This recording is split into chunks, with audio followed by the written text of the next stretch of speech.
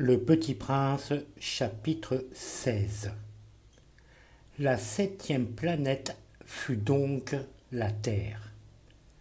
La Terre n'est pas une planète quelconque.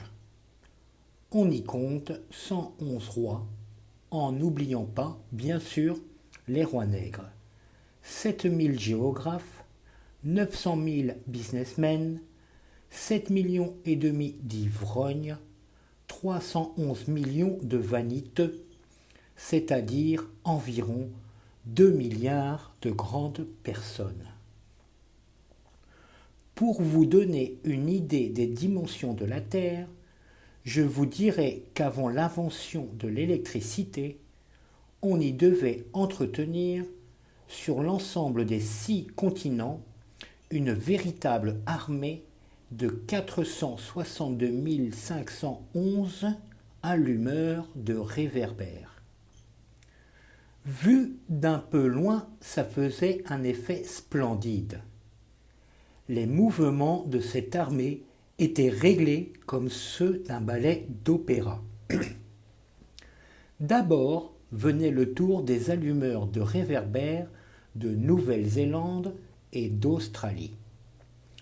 Puis ceux-ci, ayant allumé leurs lampions, s'en allaient dormir. Alors entraient à leur tour dans la danse les allumeurs de réverbères de Chine et de Sibérie. Puis eux aussi s'escamotaient dans les coulisses. Alors venait le tour des allumeurs de réverbères de Russie et des Indes, puis de ceux d'Afrique et d'Europe, puis de ceux d'Amérique du Sud, puis de ceux d'Amérique du Nord. Et jamais ils ne se trompaient dans leur ordre d'entrée en scène. C'était grandiose. Seule l'allumeur de l'unique réverbère du pôle Nord et son confrère de l'unique réverbère du pôle Sud menaient des vies d'oisiveté et de nonchalance. Ils travaillaient 2 fois par an. Le Petit Prince, chapitre 16. La septième planète fut donc la Terre. La Terre n'est pas une planète quelconque. On y compte 111 rois, en n'oubliant pas, bien sûr, les rois nègres, 7000 géographes, 900 000 businessmen, 7 millions et demi d'ivrognes, 311 millions de vaniteux, c'est-à-dire environ 2 milliards de grandes personnes. Pour vous donner une idée des dimensions de la Terre, je vous dirai qu'avant l'invention de l'électricité, on y devait entretenir, sur l'ensemble des 6 continents, une véritable armée de 462 511 allumeurs de réverbères.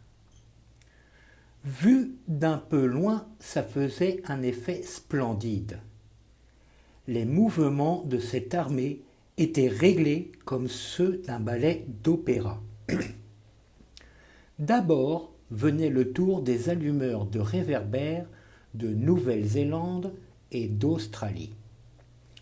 Puis ceux-ci, ayant allumé leurs lampions, s'en allaient dormir. Alors entraient à leur tour dans la danse les allumeurs de réverbères de Chine et de Sibérie. Puis eux aussi s'escamotaient dans les coulisses. Alors venait le tour des allumeurs de réverbères de Russie et des Indes, puis de ceux d'Afrique et d'Europe, puis de ceux d'Amérique du Sud, puis de ceux d'Amérique du Nord. Et jamais ils ne se trompaient dans leur ordre d'entrée en scène. C'était grandiose.